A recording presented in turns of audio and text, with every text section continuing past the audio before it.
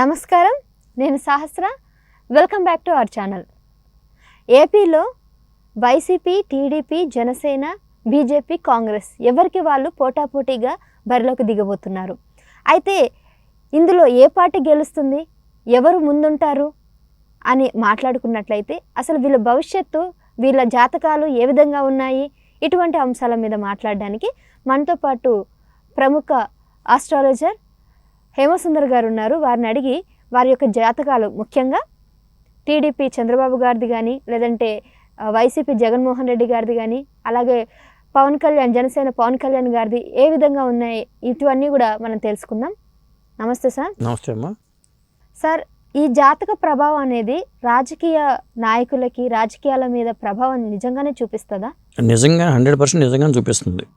లేకపోతే పంచాంగకర్తలు అంటే పంచాంగాలు రాయాల్సిన అవసరం లేదు. ఇన్ని రకాలు, చాలా రకాల పంచాంగాలు ఉన్నాయి.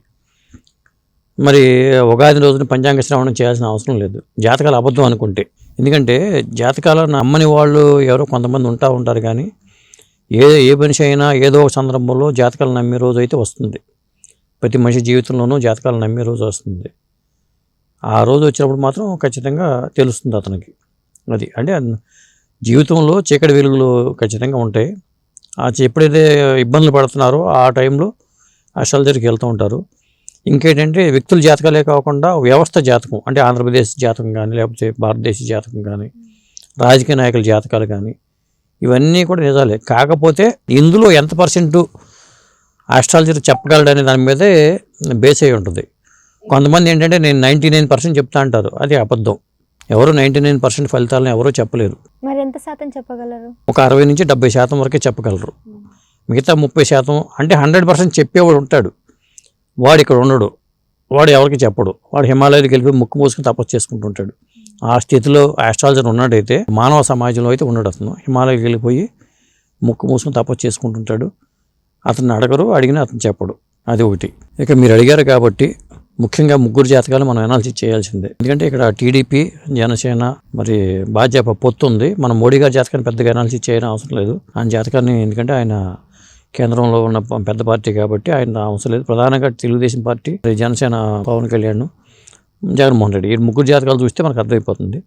సాధారణంగా ముగ్గురు జాతకాలు చూడకుండా ఏ ఒక్కరి జాతకాన్ని చూసి కూడా మనం చెప్పొచ్చు ఫలితాన్ని. పవన్ కళ్యాణ్ గారి గురించి మాట్లాడినట్లయితే ఆయనకి రాజ్యాధికారం లేదు, అతనికి పవర్లో రారు అన్నట్టు కూడా వార్తలు వచ్చాయి.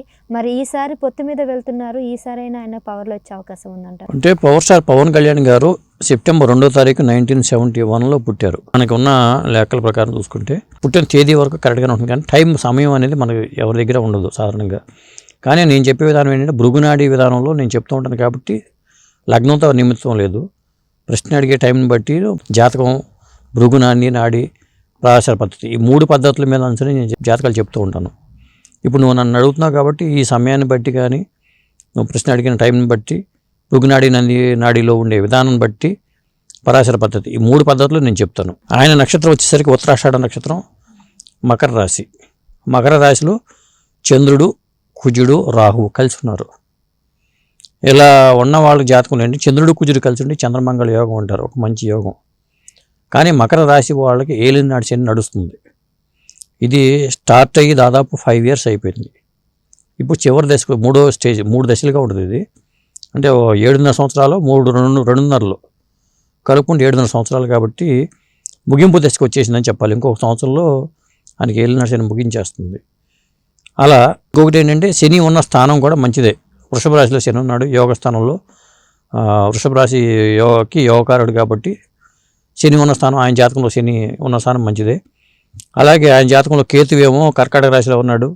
అలాగే రవి, బుధులు ఏమో శుక్రుడితో కలిపి సింహరాశిలో ఉన్నారు. అంటే బుధుడు, రవి కలిసి ఉంటే బుధాదిత్య యోగం అంటాం, అది కూడా మంచి యోగం ఉంది ఆయనకి. అలాగే గురువేమో వృశ్చిక రాశిలో ఉన్నాడు. ఇది ఓవరాల్గా గ్రహాల పరిస్థితి. ఈ 9 గ్రహాలు 5 రాశుల్లో ఉన్నాయి ఈయన జాతకంలో. దానికి ఏంటంటే పంచానన యోగం అంటారు. 9 గ్రహాలు 5 రాశుల్లో ఉంటే పంచానన యోగం అంటారు. ఈ యోగం ఉన్న వ్యక్తులు ఏంటంటే లైఫ్ లాంగ్ వాళ్ళకి కూటికి గుడ్డకి దేనికి లోటు ఉండదు, దేనికి లోటు లేకుండా ఉంటారు. ఈయనే కాదు, ఇలా 9 గ్రహాలు 5 రాశుల్లో ఉండే వ్యక్తులు ఎవరైనా ఇది ఒక యోగంగా చెప్పాలి. ఇంకా మనకు చెప్పాలని చంద్రమంగళ యోగం చెప్పాను ఆల్రెడీ. ఇక బుధాదిత్య యోగం కూడా చెప్పాను. ఇంకోటి ఏంటంటే రాజకీయంగా వాళ్ళు రాణించాలి అంటే శనికి అంటే కర్మకారకుడు, భృగునాడిలో కర్మకారకుడు అంటాం మనం. ఆ శని ఉన్న స్థానాన్ని బట్టి అతని ప్రొఫెషన్ చెప్తాం సాధారణంగా. పవర్ స్టార్ పవన్ కళ్యాణ్ జాతకంలో శని ఎక్కడ ఉన్నాడు? వృషభ రాశిలో ఉన్నాడు. వృషభ రాశికి అధిపతి ఎవరు? శుక్రుడు. అంటే శుక్రస్థానంలో, శుక్రుడు అంటే కళాకారకుడు. శుక్రస్థానంలో శని ఉన్నాడు కాబట్టి ఆయనకి కళారంగంతో కనెక్షన్ ఏర్పడింది. అలాగే ఆ శనికి పంచమంలో రాహువు, అంటే మాయ అంటే నీడ, రాహువు అంటే మాయ. అంటే శనికి ఇటు నుంచి 9వ స్థానం అవుతుంది, అటు నుంచి వెనక నుంచి చూసుకుంటే 5వ స్థానం. 159 కాంబినేషన్ అంటాం, కోణాలు అంటారు వీళ్ళు జ్యోతిష పరిభాషలో. అలా చూసుకున్నప్పుడు ఈ శనికి రాహుతో కనెక్షన్, చంద్రుడితో కనెక్షన్, మకర రాశిలో చంద్రుడితో కనెక్షన్ ఏర్పడిపోయింది. కాబట్టి 100% సినిమా రంగమే ఉంది ఆయనకి. ఇక రాజకీయ రంగం కనెక్షన్ ఉందా లేదా అంటే చెప్పాలంటే ఆయనకి పాక్షికంగానే ఉంది. రాజకీయ యోగం అనేది పాక్షికంగా ఉంది, పూర్తి స్థాయిలో రాజకీయ యోగం లేదు. ఆయన వేరే వాళ్ళ సపోర్ట్ తీసుకుంటే తప్ప రాణించలేని విధంగా జాతకంలో ఇది ఉంది చెప్పాలంటే. వేరే వాళ్ళ సపోర్ట్ ఎప్పటికీ అవసరం ఆయనకి. ఆయన రాజకీయ రంగంలో ఎన్నాళ్ళు ఉన్నా కానీ వేరే వాళ్ళ సపోర్ట్ లేకుండా ఆయన ముందుకు వెళ్ళటం అనేది కష్టం అని చెప్పొచ్చు. ఇది పవర్ స్టార్ పవన్ కళ్యాణ్ జాతకం. ఇప్పుడు తెలుగుదేశం పార్టీ నాయకులు, తెలుగుదేశం పార్టీలోకి వెళ్దాం.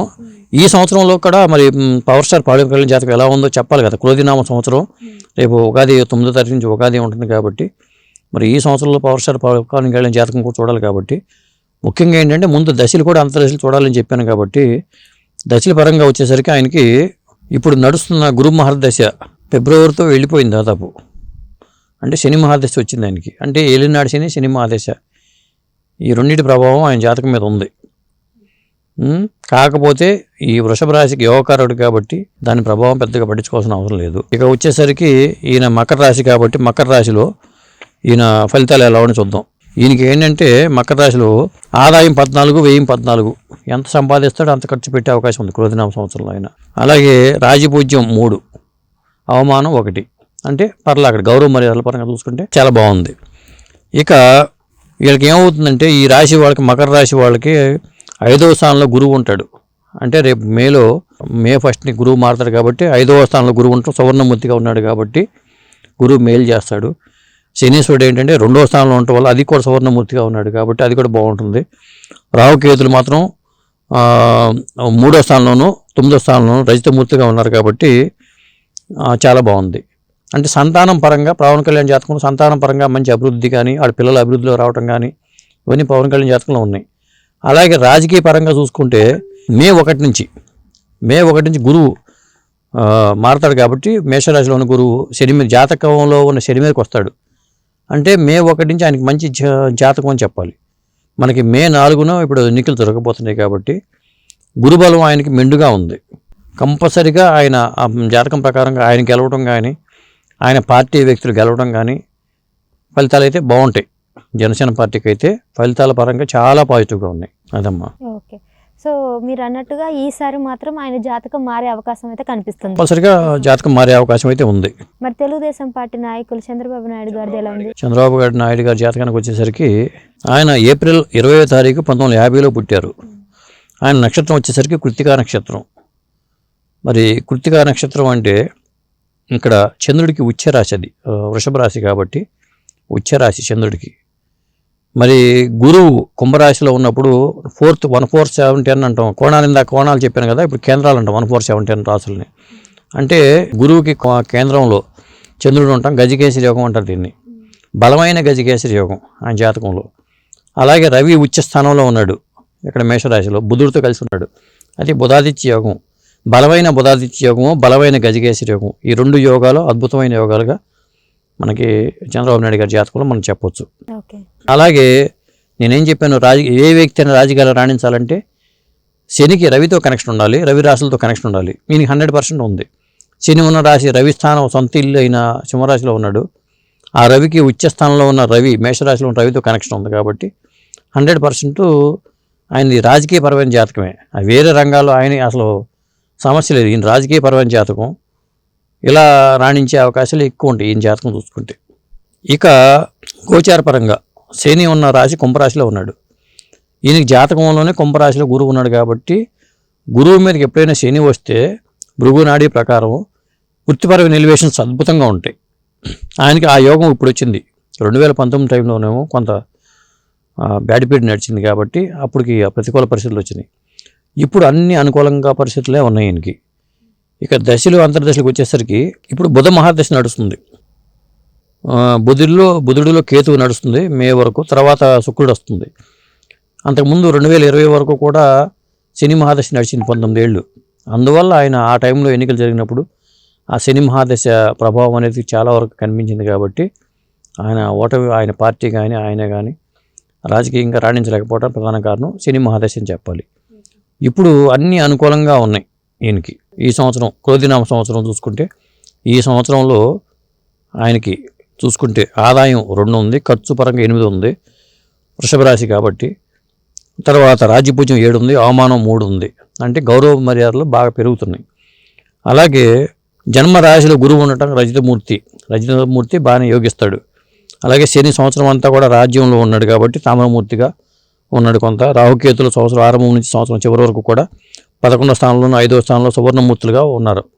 రాహుకేతులు గోచారం బాగుంది చూసుకుంటే. అలాగే ఇంకొకటి ఏంటంటే గురువు రేపు మే 1ని మారుతాడు కాబట్టి గురువు ఇప్పుడున్న గోచారం చాలా బాగుంది ఆయనకి.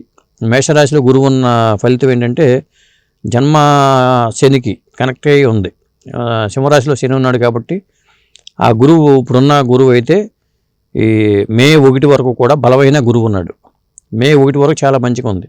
మే 1 తర్వాత గురు బలం కొంత తగ్గినా కానీ శని గురువుతో కనెక్ట్ అయ్యి ఉన్నాడు. ఇక్కడ జాతకంలో శని ఎక్కడ ఉన్నాడంటే సింహరాశిలో ఉన్నాడు. గోచారంలో శని కుంభరాశిలో ఉన్నాడు. ఆ కుంభరాశిలో గురువు ఉన్నాడు కాబట్టి ఆ గోచార శని అనేది గురువుతో కనెక్ట్ అయింది. అంటే దాదాపు ఇంకా 1 ఇయర్ పాటు అద్భుతంగా ఆ గురుబలం ఉంది. ఆ తర్వాత మళ్ళీ ఆటోమేటిక్గా గురువు మళ్ళీ మారుతాడు కాబట్టి వృషభం నుంచి మళ్ళీ మిథునానికి వెళ్తాడు కాబట్టి అక్కడ ఉన్నప్పుడు కూడా ఆటోమేటిక్గా మళ్ళీ జన్మ గురువుతో కనెక్ట్ అవుతున్నాడు. అంటే ఇక్కడ నుంచి ఆయనకు అద్భుతమైన యోగం, బుధాదిత్య యోగం ఉందని చెప్పాను కదా. బుధ మహాదశ నడుస్తుంది ఇప్పుడు ఆయనకి. 17 సంవత్సరాలు ఉంటుంది బుధ మహాదశ ఆయనకి. బుధుడు మరి ఉచ్చ రవితో ఉండి బుధాదిత్య యోగంతో ఉన్నాడు కాబట్టి నాకు తెలిసి ఇంకొక 10 ఏళ్ళ పాటు ఆయన మంచి రాజయోగాన్ని అనుభవించి జాతకంగా మనం చెప్పొచ్చు. అంటే ముఖ్యమంత్రిగా ఉంటారా లేకపోతే ఇంకొక అత్యున్నత పదవిలో ఉంటారా అనేది ఎప్పుడు జాతకంలో పలానా వ్యక్తి ముఖ్యమంత్రి అని చెప్పరు, రాజయోగాన్ని ఇస్తాడని చెప్తాం. కానీ అట్లా అత్యున్నత పదవులు ఆయన చూసుకుంటే అలంకరించేది ముఖ్యమంత్రి పీఠానే కాబట్టి ఆయనకి ఆ యోగం ఉందని మనం చెప్తాం. దాదాపు 10 సంవత్సరాల పాటు ఆయనకు అద్భుతంగా ఉంది. ఇక మరి మిగిలిన వైసీపీ పార్టీ గురించి మాట్లాడుకున్నట్లయితే ఆయన ఇప్పటివరకు అయితే రాజ్యాధికారంలో ఉన్నారు. ఇకపై అధికారాన్ని చలామణిలో ఉంటారా మరి ఏంటి? జగన్మోహన్ రెడ్డి గారు జాతకం అడుగుతున్నారు మీరు. 21 డిసెంబర్ 1972లో జగన్మోహన్ రెడ్డి గారు పుట్టారు. అంటే ఆయన నక్షత్రం వచ్చేసరికి ఆరుద్ర అంటే రాహు నక్షత్రం. వీళ్ళకి ఏంటంటే చిన్న స్థాయిలో రాహు అంటేనే మాయ. అయితే పైకి లేపేస్తాడు, పడేస్తే ఢమాల కింద పడేస్తాడు రాహు. కోరికలు కూడా ఎక్కువ ఉంటాయి. రాహు అంటే ఊహలు గాలిలో మేడలు కడతారు వీళ్ళు. సాధారణంగా రాహు ప్రభావం ఉన్నవాడు. పైగా గురుచండాల యోగం ఉంది, గురువు రాహుతో కనెక్ట్ అయి ఉన్నాడు. ధనుసు రాశిలో సొంత ఇంట్లో గురువు ఉన్నా కానీ రాహుతో కలిసి ఉండటం వల్ల అది గురు చండాల యోగంగా మారింది. పైగా గురు చండాల యోగం ఎప్పుడు స్ట్రాంగ్గా ఉంటుందంటే 10 డిగ్రీలు తేడా ఉంటేనేమో గురు చండాల యోగం లేనట్టుగా చెప్పాలి. ఇక్కడ రాహు 23 డిగ్రీలోను గురువు 21 డిగ్రీలో ఉన్నాడు. అంటే 2 డిగ్రీలు తేడా ఉన్నాయి. అంటే బలమైన గురు చండాల యోగం అని చెప్పుకుంటాం దీనికి. అది ఒకటి. కాకపోతే ఏంటంటే గురుబలం, గురువు కూడా గోచారంలో గురువు మేషరాశిలో ఉండి 159 కాంబినేషన్లో రాహు నీడలో ఉన్నాడు. అంటే కొంత ఇబ్బందికరంగా జాతకం చెప్పొచ్చు. గురువు రాహు తలలో ఉన్నాడు. రాహు తల నోట్లో గురువు ఉన్నాడు. చంద్రబాబు నాయుడు గారికి మనం ఎక్కడైతే కనెక్షన్ చెప్పామో జగన్మోహన్ రెడ్డి గారి జాతకంలో కూడా శనికి కనెక్ట్ అవుతున్నాడు. మే 1 నుంచి చంద్రబాబు నాయుడు గారి జాతకంలో కనెక్ట్ అవుతున్నాడు, ఇక్కడ కనెక్ట్ అవుతున్నాడు. కాకపోతే జగన్మోహన్ రెడ్డి గారి జాతకంలో ఏంటంటే శని వక్రించడం వల్ల మళ్ళీ మైనస్ అని చెప్పాలి. చంద్రబాబు నాయుడు గారి జాతకంలో డైరెక్ట్గా కనెక్ట్ అయి ఉంది. జగన్మోహన్ రెడ్డి గారి జాతకంలో శని వక్రించి ఉన్నాడు. ఈ 159 కాంబినేషన్లో ఇద్దరికీ ఒకటే కనెక్ట్ అవుతుంది. కాబట్టి వక్రించి ఉండటం వల్ల ఏమవుతుందంటే ఆ బలం తగ్గిపోతుంది ఆటోమేటిక్గా. గురువు మారిన తర్వాత శని మీదకి వచ్చినా కానీ బలం లేనట్టుగా చెప్పాల్సి వస్తుంది. ఇలాంటి ప్రతికూల భృగునాడి విధానంలో నేను చెప్పేది. అలాగే గోచారంలో శని ఏమో కేతువుతో కనెక్ట్ అయి ఉన్నాడు. కేతు ఎక్కడున్నాడు? ఈయన మొండితనం ఎక్కువ, మొండివాడు. చంద్రుడితో కేతు ఉండడం వల్ల చంద్రుడు బనక్కారకుడు కాబట్టి చంద్రుడితో కేతు ఉన్నవాళ్ళు చాలా మొండితనం ఉంటుంది. తను పట్టిన కుందేలకి 3 కాళ్ళు అనే తత్వం ఉంటుంది. మిథున రాశిలో కేతు ఉన్నాడు. గోచారంలో శని ఏమో కుంభరాశిలో ఉన్నాడు. కుంభం నుంచి 159 కాంబినేషన్ అంటాం దాన్ని. అంటే శని కేతు అడ్డం పడుతున్నాడు. చాలా ఆటంకాలు ఉంటాయి జగన్మోహన్ రెడ్డి గారి జాతకంలో. ముఖ్యంగా ఈ క్రోధినామ సంవత్సరంలో చాలా ఆటంకాలు అయితే ఉంటాయి. ఆయన హర్డీల్స్ అయితే చాలా ఎదుర్కోవాల్సి ఉంటుంది. అది అలా ఉంది దీనికి. ఇంకొకటి ఏంటంటే మనం చూసేది మిథున రాశి కాబట్టి మిథున రాశి వాళ్ళకి సాధారణంగా ఆదాయం 5 ఉంటుంది, ఖర్చుకు వచ్చేసరికి 5 ఉంటుంది. ఎంత ఆదాయం ఉందో అంత ఖర్చు ఉంటుంది. రాజ్యపూజ్యం 3 ఉంటుంది, అవమానం 6 ఉంది, రెట్టింపు అవమానాలు ఉన్నాయి. ఇది చూసుకుంటే ఇక ఈయన ఏంటంటే గురువు వేయంలో ఉన్నాడు. అంటే వేయంలో ఉన్నప్పుడు ఏమవుతుంది, లోహమూర్తి అంటాం. మే 1 నుంచి వేయంలోకి వెళ్ళిపోతాడు. లోహమూర్తికి ఫలితాలు ఇవ్వడు. నేను చెప్పిన గురుబలం తగ్గుతుంది. అంటే పరాశర పద్ధతి ప్రకారం తగ్గుతుంది, భృగునాడి విధానం ప్రకారం తగ్గుతుంది. జాతకంలో గురుబలం తగ్గుతుంది. తర్వాత మరి రాజ్యపూజ్యం 3 అవమానం 6 అనుకున్నప్పుడు కూడా అది కనిపిస్తుంది కదా.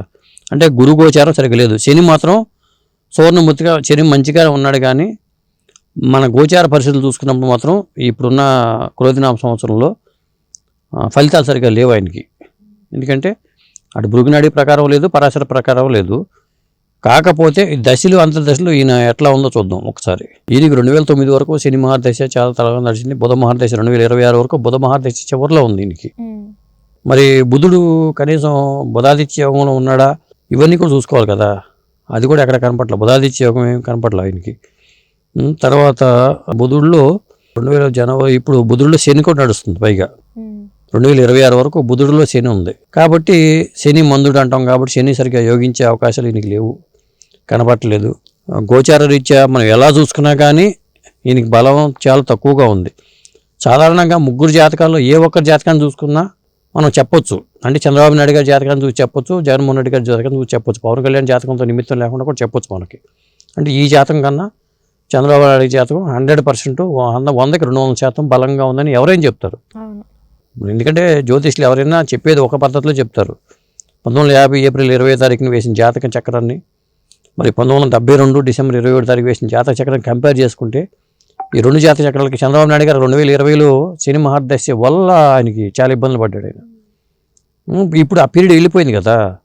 అష్టమ శని కానీ లేదా అర్ధాష్టమ శని కానీ అవేమీ లేవు కదా. అట్లా ఈయన చూసుకుంటే ఈయనకి అష్టమ శని వెళ్ళిపోయింది. ఈయనకి అష్టమ శని వెళ్ళిపోయింది. కాకపోతే గోచారంలో గ్రహాల బలాలు సరిగ్గా లేవు. అది ఈయనకి పంచనాన యోగం లేదు. అన్ని 9 గ్రహాలు 4 స్థానాల్లో ఉన్నాయి. పోనీ బుధాదిత్య యోగం ఉందా అంటే బుధాదిత్య యోగం లేదు. గజకేసరి యోగం మాత్రం ఉంది. ఆ గజకేసరి యోగం ఉండటం వల్ల కొంత బలంగా ఉంది అది. కానీ అది కూడా ఏంటంటే గురువు రాహు నోట్లో ఉండడం వల్ల, గురుచండాల యోగం వల్ల ఆ గజకేసరి యోగం కూడా కొంత ఫలితాలను ఇస్తాడు. పైగా గురువు సొంతింటూ ఉండటం వల్ల కొంత మెరుగైన ఫలితాన్ని ఇచ్చాడు. కానీ ఇప్పుడు చూసుకుంటే చాలా చిక్కుల్లోనూ ఉండే జాతకంగా కనిపిస్తుంది. క్రోధినామ సంవత్సరంలో ఆయన చాలా చిక్కుల్ని ఎదుర్కొనాల్సి వస్తుంది. చట్టపరమైన ఇబ్బందులు కూడా ఎదుర్కోవాల్సి వస్తుంది. ఇవన్నీ ఉన్నాయి ఆయన జాతకంలో. ఆయన అధికారంలో ఒకవేళ మీరు అనుకున్నట్టుగా అధికారం వచ్చినా ఉంటాయా అంటే వచ్చినా ఉంటాయని చెప్తున్నా. ఎందుకంటే బంధన యోగం అంటారు దీనికి. అది చిక్కులు ఉంటాయి ఇప్పుడు ఉన్న వాళ్ళకి. కేతు నోట్లో ఉన్నాడని చెప్తున్నా కదా. కేతు మిథున జన్మజాత చక్రంలో కేతు మిథున రాశిలో ఉన్నాడు. గోచారంలో శని ఏమో కుంభరాశిలో ఉన్నాడు. కుంభం నుంచి 5వ రాశి మిథునం అవుతుంది కాబట్టి ఆ కేతు డిస్టర్బ్ చేస్తున్నాడు ఆయన్ని. ఇది జ్యోతిషపరంగా నేను చెప్పే అనాలిసిస్. ఓకే.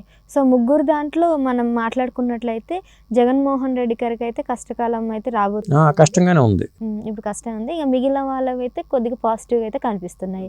మరి చూద్దాం, మరి ఎన్నికల తర్వాత, ఎన్నికలనే కాదు పర్సనల్ లైఫ్ అయినా లేకపోతే రాజకీయంగా ఏదైనా కానీ వీరు 3 జాతకాల ప్రకారం ఈ విధంగా ఉన్నట్టు మనకు తెలుస్తుంది.